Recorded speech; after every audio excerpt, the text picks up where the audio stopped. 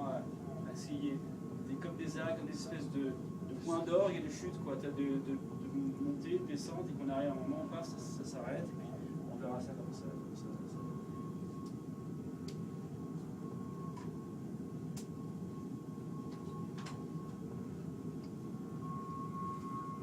Bon, je vais lire celui-là. Ouais.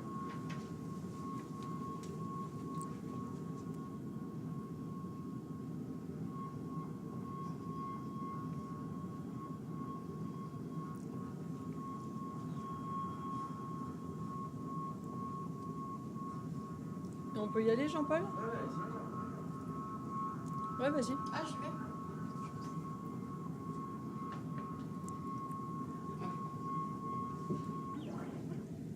Mortel été. À un moment donné, le printemps arrivait. Les maisons se secouaient dans leur somnolence. Des explosions de glycine dévalaient les murs en meulière, le goudron se couvrait de parcours à la craie, où ciel et terre se rapprochaient. Le soir, on s'asseyait au seuil des portes pour regarder le ciel s'assombrir. Les enfants jouaient jusqu'à ce que la nuit les écrase de fatigue. Arriva l'été. Une vague de chaleur balaya la ville insoutenable. Une chaleur épaisse comme un nuage de feu, brusquant tout sur son passage. Au début, on arpenta les nuits à travers la ville, guettant la fraîcheur des parcs, l'eau des fontaines. Le goudron s'enfonça sous nos pas. Chaque heure devint plus chaude. Dans les maisons, on étendit du linge mouillé aux fenêtres pour humidifier l'air. Rien n'y fit. Une chape suffocante se répandait d'une pièce à l'autre. Les jours passèrent au gré des pics de chaleur, une onde de choc jusqu'aux confins de l'Europe. La mer même n'y suffit plus. Elle charria des poissons crevés sur le rivage, ventre retourné, dégageant une odeur pourrie. Il fallut chercher ailleurs, dans les forêts d'altitude qui finirent aussi par s'enflammer. Puis la nouvelle arriva, on l'entendit à la radio un matin. Elle circula toute la journée jusqu'au soir. On commençait à compter les cadavres. Des nuits tuèrent d'autant plus que le vent s'était tari dans la journée. Les hôpitaux donnaient l'alerte, les urgences débordaient. Ce fut trop. Alors on entassa les corps violacés dans des hangars réfrigérés. L'automne s'annonçait. On inhuma les dépouilles abandonnées sous un ciel de lin.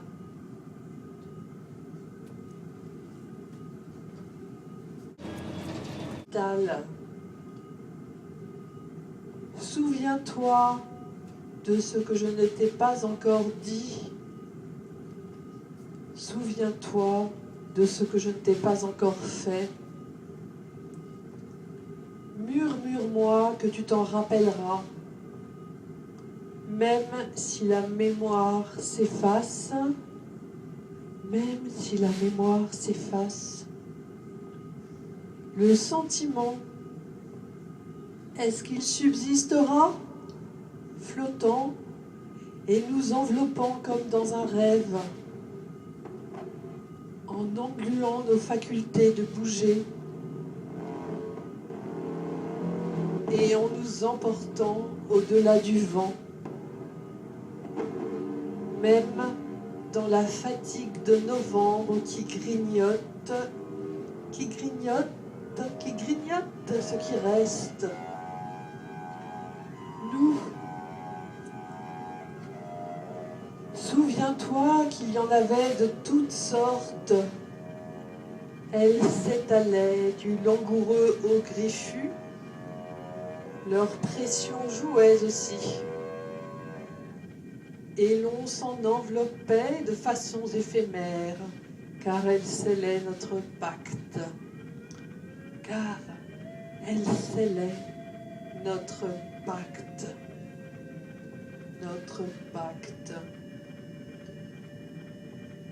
Sans leurs intermittences, les liens se dénouaient, les chairs se scarifiaient, l'avenir même avait mauvais goût.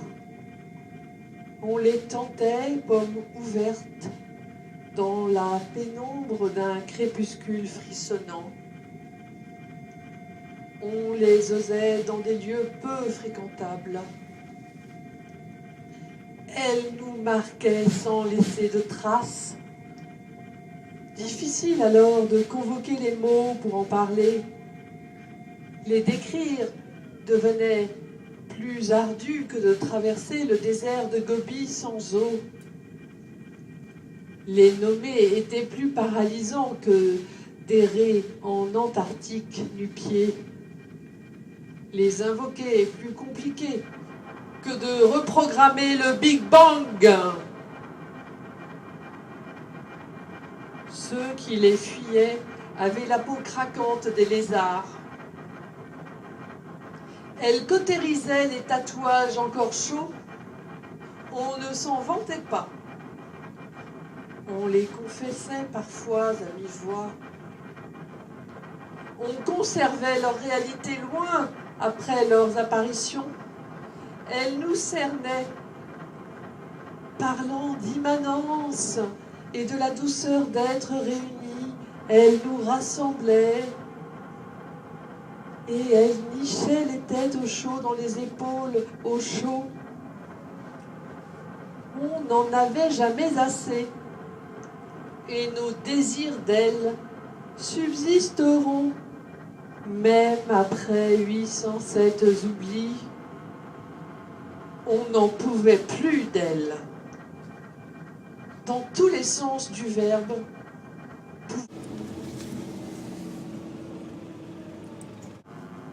Ombre portée. Une ombre venue du ciel irradie les voies, les maisons, terrasse les clochers. Façade éteinte à volets tirés, murs terreux. Le silence s'engouffre dans le dédale des ruelles, brusquant la vie dans ses moindres recoins, tourmentant l'herbe jaunie entre les pavés. On n'entend plus les oiseaux. Un voile s'est posé sur la ville, les visages raidis sous son étreinte. Tous tendus vers le firmament, les yeux encerclés de lunettes noires. 8h07. On attend sur la plage de Dieppe. Ciel et terre unis dans un horizon grivelé préfigurent un crépuscule anticipé. Il y a des vols suspendus, des frissons soudains, le froid au milieu de l'été. Un trou noir, la silhouette lunaire recouvre le soleil. Une couronne lumineuse encercle l'astre dévoré. En bas, les visages assombris par l'ombre projetée sur terre, tremblant derrière les lunettes, bouche bée. Une onde de peur se répand, et si ça dure, la fin d'un monde.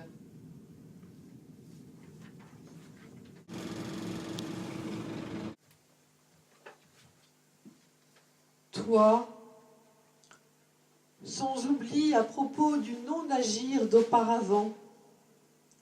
À moi, tu chuchotais si bas. Lorsqu'on racontera par surcroît jusqu'à l'omission, l'intuition y survivra à jamais.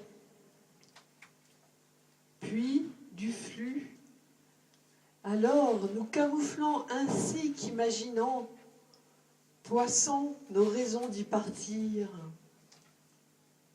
Nous transportons toujours si loin du sirocco.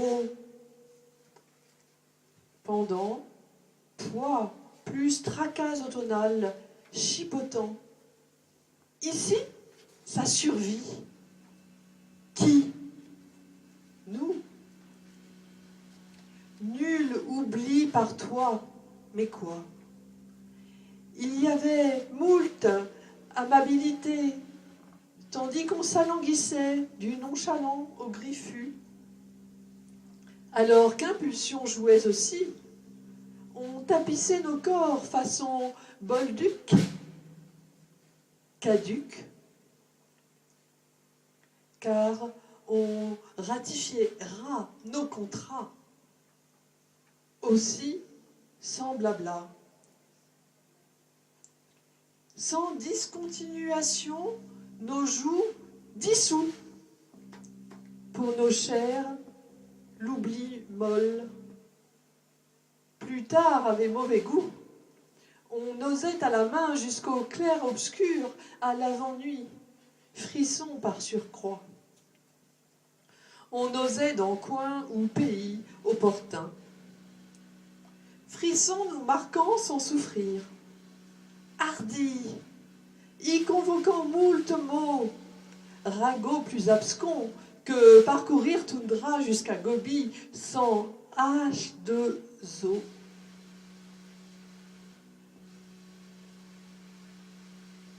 Narration comme on s'y ankylosait via l'Antarctique sans oasis. Invocation ou obscurcir jusqu'à la fin du Big Bang. Bravo, bis. Qui fuyait, cuir craquant de rossard. Adoucir tatou frais ou chaud. Parfois, à mi-voix, chuchotis, chuchotis, chuchotis, chuchotis, chut, chut. On gardait ton machin loin dans la pampa. Ça nous bloqua. On parla satisfaction, union, réunis, ça nous ralliait au chaud, au chaud. Jamais ça suffit. Nos amours subsistants suivant 807 oublis. Plus pouvoir faire vis-à-vis ça. Dans coup, logique, pouvoir.